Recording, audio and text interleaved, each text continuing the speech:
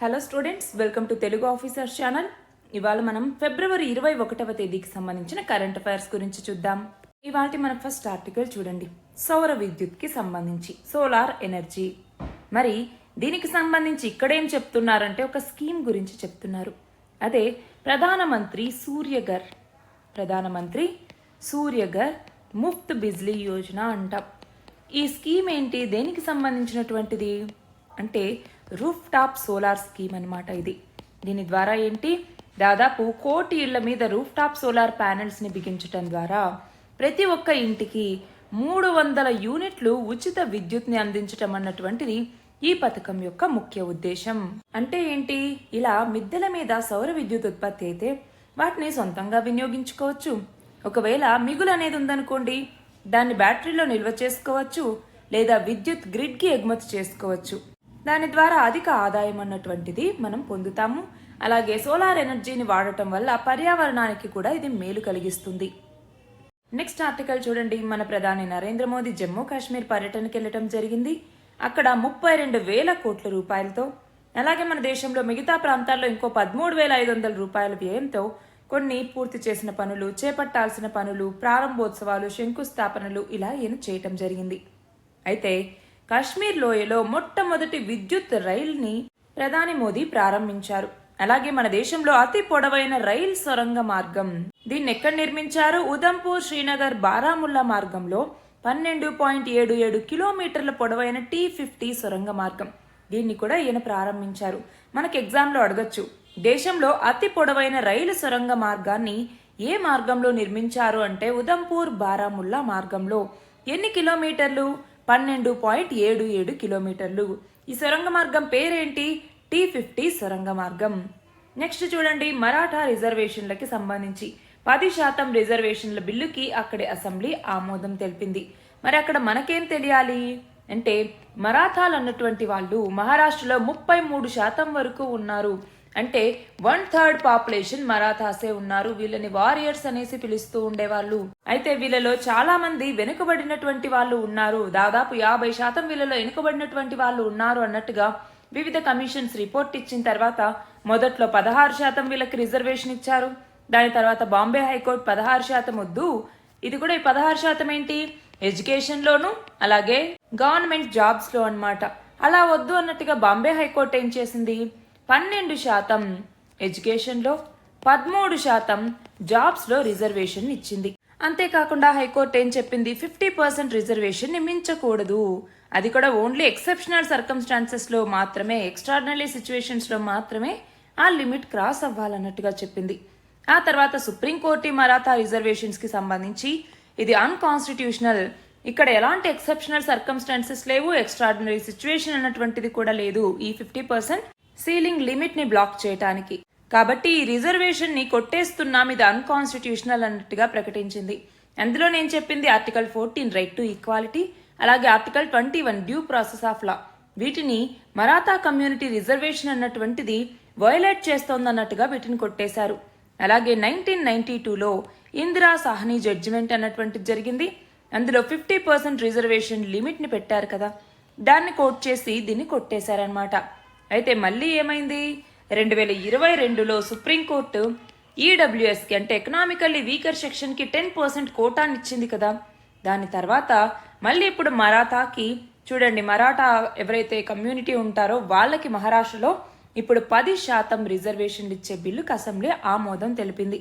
దానికి సంబంధించిన బిల్లే Maharashtra state socially and educationally backward bill అన్నటువంటిది.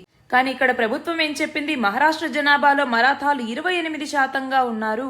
అదే రిజర్వేషన్ కేటగిరీలో ఇప్పటికే చాలా కులాలు, చాలా వర్గాలు ఉన్నాయి. వాళ్ళంతా మొత్తం 52% రిజర్వేషన్లు పొందుతూ ఉన్నారు. మరి దీనికి భంగం వాటిల్లకుండా 10% రిజర్వేషన్లు వీళ్ళకి కల్పిస్తాము అన్నట్టుగా ఇక్కడ రాష్ట్ర ప్రభుత్వం చెప్పింది. అంతేకాదు చూడండి, ఈ చట్టం అమల్లోకి వచ్చాక 10 ఏళ్లకి దీన్ని సమీక్షిస్తామన్నట్టుగా చెప్పారు. మన నెక్స్ట్ ఆర్టికల్ చూడండి, చండీగఢ్ మేయర్ ఎన్నికకు సంబంధించి. ఆ ఎన్నికల్లో ఏమైంది, రిటర్నింగ్ అధికారిగా పనిచేసినటువంటి వ్యక్తి ఎవరైతే ఉంటారో ఆ అధికారి పెన్ను గీతలతో కొన్ని ఓట్లని చెల్లుబాటు అవ్వకుండా చేశారు అన్నటువంటి కేసు అనమాట. ఈ నేపథ్యంలో సుప్రీంకోర్టు ఏమని చెప్పింది, ఇలా చేయటం అన్నటువంటిది కరెక్ట్ కాదు, చండీగఢ్ మేయర్ ఎన్నిక అన్నటువంటిది చెల్లదు అన్నట్టుగా చెప్పటం జరిగింది. నెక్స్ట్ ఆర్టికల్ చూడండి. ఏడాదికి ఇక మీద 2 సార్లు 10 మరియు 12వ తరగతుల బోర్డు పరీక్షలు జరగబోతున్నాయి. దాన్ని 2025-26 విద్యా సంవత్సరం నుంచి అమలు చేయబోతున్నారు. మరి ఎందులో భాగంగా ఇది నేషనల్ ఎడ్యుకేషన్ పాలసీ 2020 లేదా జాతీయ విద్యా విధానం అంటాం. మొదటిసారిగా నేషనల్ ఎడ్యుకేషన్ పాలసీని ఏ సంవత్సరంలో తీసుకొచ్చారంటే 1968. దాని తర్వాత మళ్ళీ ఇంకొకసారి దీంట్లో చేంజెస్ తీసుకొచ్చు మళ్ళీ నేషనల్ ఎడ్యుకేషన్ పాలసీని తీసుకొచ్చారు. అది ఎప్పుడు 1986. చూడండి, 2 డిజిట్స్ మాత్రమే రివర్స్ అయ్యాయన్నమాట. మళ్ళీ దీంట్లో సమూల మార్పులు కావాలి విద్యా విధానంలో అన్నట్టుగా మళ్ళీ కొత్త విద్యా విధానాన్ని తీసుకొచ్చారు. ఎప్పుడు 2020లో. దీని కింద చాలా ప్రొవిజన్స్ ఉన్నాయి. ఒక్కసారి చూసుకోవాలి. మనకి మెయిన్స్ పర్స్పెక్టివ్లోనూ అడగచ్చు, ప్రిలిమ్స్ పర్స్పెక్టివ్లోనూ అడగచ్చు. మనము ఆన్సర్ రాసేటప్పుడు వీటికి సంబంధించిన వాల్యూ అడిషన్ రాయొచ్చు. అయితే అది కాకుండా ఇక్కడ ఇంకొకటి ఏం గుర్తుపెట్టుకోవాలి అంటే పిఎం శ్రీ పాఠశాలలు అన్నటువంటివి. పిఎం శ్రీ అంటే ప్రధానమంత్రి స్కూల్స్ ఫర్ రైజింగ్ ఇండియా అన్నటువంటిది. ఈ పిఎం శ్రీ పథకం కింద ఏమవుతుంది, మన దేశంలో కొన్ని సెలెక్టెడ్ స్కూల్స్లో వివిధ రకాల ఇన్ఫ్రాస్ట్రక్చర్ని క్రియేట్ చేయటం జరుగుతుందన్నమాట. అదొకటి గుర్తుంచుకోవాలి. అలాగే మనం 2047 కల్లా అభివృద్ధి చెందిన దేశంగా మారాలి అంటే విద్య అన్నటువంటిది కూడా ఒక ఇంపార్టెంట్ కాంపోనెంట్. సో ఇది గుర్తుంచుకోవాలి. నెక్స్ట్ ఆర్టికల్ చూడండి. రాజ్యసభకి అంటే పెద్దల సభకి ఎగువ సభకి సోనియా గాంధీ ఏకగ్రీవంగా ఎన్నికయ్యారు. అది కూడా రాజస్థాన్ నుంచి. ఆమెతో పాటు బీజేపీ జాతీయ అధ్యక్షుడైనటువంటి జేపీ నడ్డా, కేంద్ర మంత్రులైనటువంటి అశ్విని వైష్ణవ్, ఎల్ మురుగన్ ఇలా మొత్తం 41 మంది అభ్యర్థులు వివిధ రాష్ట్రాల నుంచి పోటీ లేకుండా ఎన్నికయ్యారు. అంటే ఏకగ్రీవంగా వీళ్ళు ఎన్నికయ్యారు. అందులో ఎక్కువ బీజేపీ నుంచి, ఆ తర్వాత కాంగ్రెస్, ఆ తర్వాత తృణమూల్ కాంగ్రెస్, ఆ తర్వాత వైసీపీ, తర్వాత ఆర్జేడీ, తర్వాత బీజేడీ ఇలా వివిధ రకాల పార్టీలకు సంబంధించినటువంటి సభ్యులు ఉన్నారు. మరి ఇక్కడ ఏం చూసుకోవాలి, రాజ్యసభకి సంబంధించి ఫుల్ డీటెయిల్స్ చూసుకోవాలి. రాజ్యసభ అంటే ఎవరెవరు ఉంటారు, వాళ్ళ యొక్క క్వాలిఫికేషన్స్ ఏంటి, వాళ్ళకు ఉన్నటువంటి పవర్స్ ఏంటి, లోక్సభకి రాజ్యసభకి మధ్య డిఫరెన్సెస్ ఎలా ఉంటాయి పవర్స్కి సంబంధించి, లేదా మనీ బిల్స్కి సంబంధించి, లేదు జాయింట్ సెషన్కి సంబంధించి, ఇలా 2 సభల మధ్య డిఫరెన్స్ అన్నటువంటిది చూసుకోవాలి. నెక్స్ట్ చూడండి, మిలాన్ ఎక్సర్సైజెస్ అన్నటువంటివి. ఇవి నౌకాదళానికి సంబంధించినటువంటి విన్యాసాలు. ఇవి వివిధ దేశాల మధ్య జరుగుతాయి. అయితే ఇప్పుడు విశాఖలో ఈ మిలాన్ ఎక్సర్సైజెస్ జరుగుతూ ఉన్నాయి. దాదాపు 60 యుద్ధ విమానాలు, హెలికాప్టర్లతో ఇక్కడ నమూనా విన్యాసాన్ని నిర్వహించారు. అయితే ఇందులో ఐఎన్ఎస్ విక్రమ్, ఐఎన్ఎస్ విక్రమాదిత్య ఇవన్నీ కూడా పాల్గొంటున్నాయి. అవి కాకుండా మిగ్ 29K, P-8I తేజస్ యుద్ధ విమానాలు, చేతక్ హెలికాప్టర్లు ఇవన్నీ కూడా ఇందులో పాల్గొంటున్నాయి. అయితే మన దేశంతో పాటు America, Russia, Iran, Sri Lanka, Spain, Germany, Japan, UK ఇలాంటి మొత్తం 50 దేశాలకు చెందినటువంటి నౌకాదళాలు ఇందులో పాల్గొనబోతున్నాయి. అయితే ఎప్పటి నుంచి ఎప్పటి వరకు జరుగుతాయి, మనకి తూర్పు నౌకాదళం ఆధ్వర్యంలో జరగబోతోంది. తూర్పు నౌకాదళానికి హెడ్ క్వార్టర్స్ ఎక్కడుంది, విశాఖపట్నం. అక్కడ ఈ నెల 19 నుంచి 27వ తేదీ వరకు మిలాన్ విన్యాసాలు అనేవి జరగబోతున్నాయి. నెక్స్ట్ చూడండి, తేజస్ యుద్ధ విమానాన్ని మనం స్వదేశంగా తయారు చేశాం. మరి దీంట్లో ఒక కొత్త టెక్నాలజీని తీసుకొచ్చారు. అది ఏంటి అంటే digital fly by wire flight control computer అంటాము.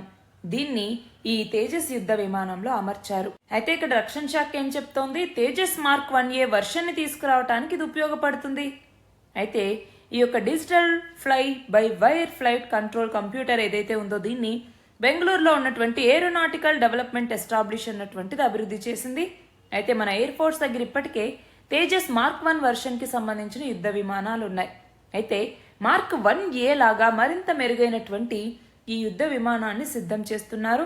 అందులో ఏంటి, advanced mission computer, high performance digital flight control computer, smart multi function డిస్ప్లేలు, advanced electronically scanned array radar, అలాగే కొత్త స్వీయ రక్షణ జామర్లు, ఎలక్ట్రానిక్ యుద్ధ వ్యవస్థలు ఇలాంటి వాటన్నింటినీ కూడా ఇందులో చేర్చబోతున్నారు. అయితే మొత్తం 83 తేజస్ మార్క్ 1A కొనుగోలుకి హిందుస్థాన్ ఏరోనాటిక్స్ తో రక్షణ శాఖ 48,000 కోట్ల రూపాయల విలువైన ఒప్పందాన్ని దీనికి సంబంధించి కుదుర్చుకుంది. నెక్స్ట్ ఆర్టికల్ చూడండి, శశి థరూర్. ఈయన ప్రముఖ రచయిత మరియు రాజకీయ నాయకుడు. మరి ఈయనకి ఫ్రాన్స్ అత్యున్నత పౌర పురస్కారం అనేది ప్రకటించింది. ఏం పురస్కారం అది అంటే షెవాలీ డెలా లిజియన్ డి హానర్ అన్నటువంటి దాన్ని ఈయనకి బహూకరించటం జరిగింది. మరి దేనికి బహూకరించారు అంటే భారత్ ఫ్రాన్స్ సంబంధాల బలోపేతానికి, అలాగే అంతర్జాతీయ శాంతి సహకారాన్ని పెంపొందించేందుకు చాలా కాలంగా ఫ్రాన్స్ కి స్నేహితుడిగా ఈయన నిలిచినందుకు గుర్తింపుగా ఈయనకి పురస్కారాన్ని ఇచ్చారు. అయితే ఇక్కడ గమనించాలి, ఈయన ఒకప్పటి దౌత్యవేత్త కూడా. నెక్స్ట్ ఆర్టికల్ చూడండి. అణు విద్యుత్ రంగంలో అంటే న్యూక్లియర్ ఎనర్జీకి సంబంధించి ఈ రంగంలో మొత్తం 26.50 బిలియన్ డాలర్లు అంటే దాదాపు 2.20 లక్షల కోట్ల పెట్టుబడులను ఆకర్షించటం ఇప్పుడు ప్రభుత్వం లక్ష్యంగా పెట్టుకుంది. అయితే ఇక్కడ గమనించాలి, ఈ పెట్టుబడులు అన్నటువంటివి కేవలం అక్కడ ఇన్ఫ్రాస్ట్రక్చర్ని క్రియేట్ చేయటానికి, అలాగే అక్కడ ల్యాండ్ పూలింగ్ని చేయటానికి, అలాగే ఆ యొక్క న్యూక్లియర్ పవర్ ప్లాంట్స్కి వాటర్ సప్లై చేయటానికి, ఇలా వీటికి మాత్రమే తప్ప ఆ యొక్క న్యూక్లియర్ పవర్ ప్లాంట్స్ ఏవైతే ఉన్నాయో వాటిని ఆపరేట్ చేయడానికి మనం ప్రైవేట్ ఇన్వెస్ట్మెంట్ని ఇక్కడ తీసుకోవట్లేదు. ఇది మనం గమనించాలి. నెక్స్ట్ ఆర్టికల్ చూడండి. తెలంగాణ రీజనల్ రింగ్ రోడ్ లేదా RRR అని పిలుస్తున్నాం. మరి ఈ రీజనల్ రింగ్ రోడ్ యొక్క దక్షిణ భాగంకి సంబంధించి అంటే చౌటుప్పల్, ఆమనగల్లు, షాద్ నగర్, సంగారెడ్డి ఇలా వీటి మధ్య దాదాపు 182 కిలోమీటర్ల మార్గాన్ని జాతీయ రహదారిగా అంటే నేషనల్ హైవేగా ప్రకటించేందుకు జాతీయ రహదారుల శాఖ అన్నటువంటిది సుముఖత వ్యక్తం చేసింది. మరి దీనికి సంబంధించి రీజనల్ రింగ్ రోడ్ యొక్క మొత్తం లెంత్ ఎంత, మొత్తం ఎంత పొడవు ఉంది అన్నటువంటిది కమెంట్ సెక్షన్ లో ఆన్సర్ చేయండి. నెక్స్ట్ ఆర్టికల్ చూడండి. రీసెంట్ గా నాస్కామ్ అన్నటువంటిది ఆర్టిఫిషియల్ ఇంటెలిజెన్స్ ఆధారిత సేవల మార్కెట్ అనేది మన దేశంలో ప్రతి సంవత్సరం 25 నుంచి 35% వృద్ధి పొందుతోంది. ఇది 2027కి మన దేశంలో 1.41 లక్షల కోట్ల మార్కెట్ గా మారబోతోంది. కాబట్టి అంతా కృత్రిమ మేధ వైపే వెళ్తోంది. కాబట్టి పెట్టుబడులు అటువైపే వస్తాయి, అలాగే ఎక్కువ మంది నిపుణులు అందులోనే వస్తారు, ఎక్కువ ఉద్యోగాలు వస్తాయి, ఎక్కువ ఎకానమీ కూడా డెవలప్ అవుతుంది.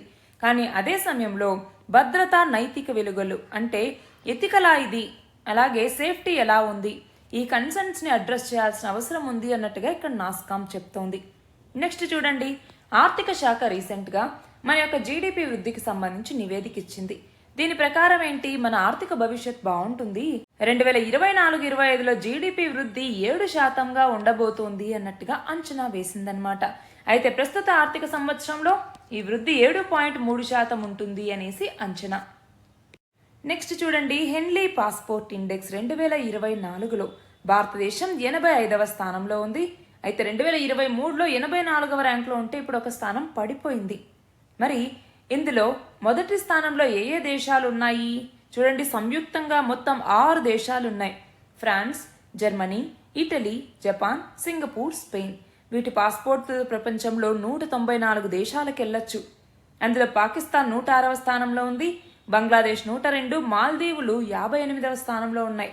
కానీ మన భారత పాస్పోర్ట్లో వీసా రహిత ప్రయాణాలను అనుమతించే దేశాల సంఖ్య ఇంతకుముందు 60 ఉంటే ఇప్పుడు అవి 62కు పెరిగాయి.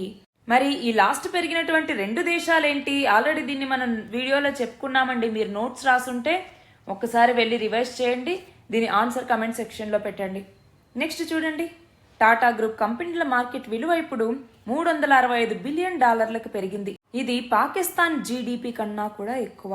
నెక్స్ట్ చూడండి. లెఫ్టినెంట్ జనరల్ అయినటువంటి ఉపేంద్ర ద్వివేది, ఈయన సైనిక ఉప అధిపతిగా అంటే vice chief of army staff గా బాధ్యతలు స్వీకరించారు. ఈయన ఇంతకు ముందు ఉన్నటువంటి సుచీంద్ర కుమార్ ఈయన స్థానంలో ఇప్పుడు ఈయన నియమితులయ్యారు. నెక్స్ట్ చూడండి. మన దేశంలో ప్రతి జిల్లాలో వ్యవసాయ, అటవీ భూముల యొక్క వాస్తవిక స్థితి ఎలా ఉంది అన్నట్టుగా Indian space research organisation Bhuvan అనే ఒక పోర్టల్ ని రూపొందించింది. జాతీయ, అంతర్జాతీయ సంస్థల సహకారంతో దీన్ని తయారు చేశారు. అయితే ఇక్కడ ఏంటి, మన దేశంలో వృధాగా ఉండే బంజరు భూములు ఏవైతే ఉంటాయో వాటిని పునరుద్ధరించి అటవీ మరియు వ్యవసాయ విస్తీర్ణాన్ని పెంచాలి అన్నటువంటిది దీని యొక్క లక్ష్యం. అలా నీతి ఆయోగ్ ఇచ్చినటువంటి సూచనతో ఈ భువన్ పోర్టల్ని ఇస్రో రూపొందించింది. నెక్స్ట్ చూడండి. దేశంలో 2013-14లో 29.17% నమోదైన పేదరిక నిష్పత్తి 2022-23కు వచ్చేసరికి ఎంత శాతానికి దిగివచ్చింది అంటే 11.28%. మరి నిరుపేదల సంఖ్యకి సంబంధించి తగ్గుదలలో బీహార్ మొదటి స్థానంలో, యూపీ తర్వాత మధ్యప్రదేశ్, తర్వాత రాజస్థాన్తో పాటు ఒడిశా, ఛత్తీస్గఢ్ కూడా మెరుగ్గా రాణించాయి. నెక్స్ట్ చూడండి. కోవిడ్ కాలంలో ఆ తర్వాత ఉపాధి కల్పనకు ఉద్దేశించినటువంటి ఆత్మనిర్భర్ భారత్ రోజ్గార్ యోజన పరిధిలో ఎంతమంది కార్మికుల్ని తీసుకురావాలని కేంద్రం అనుకుంది అంటే 71.8 లక్షల మంది. మరి ఇక్కడేంటి, నెలకి 15,000 వేతనం కంటే తక్కువ పొందే వాళ్ళు దీనికి అర్హులు. ఈ పథకం కింద కేంద్ర ప్రభుత్వం 10,000 కోట్ల రూపాయలని పెట్టింది. దీన్ని 2020 అక్టోబర్ 1న ప్రారంభించారు.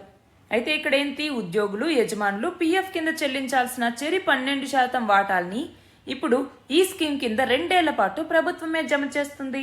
దానివల్ల సంస్థల మీద పీఎఫ్ భారం తగ్గుతుంది, ఉద్యోగ కల్పన అన్నటువంటిది పెరుగుతుంది. నెక్స్ట్ చూడండి, భారత్లో వృద్ధుల జనాభా ఏ సంవత్సరం కల్లా 2 అవుతుంది అనేసి ఐక్యరాజ్య సమితి జనాభా వ్యవహారాల సంస్థ అంచనా వేసింది అంటే 2050 కల్లా.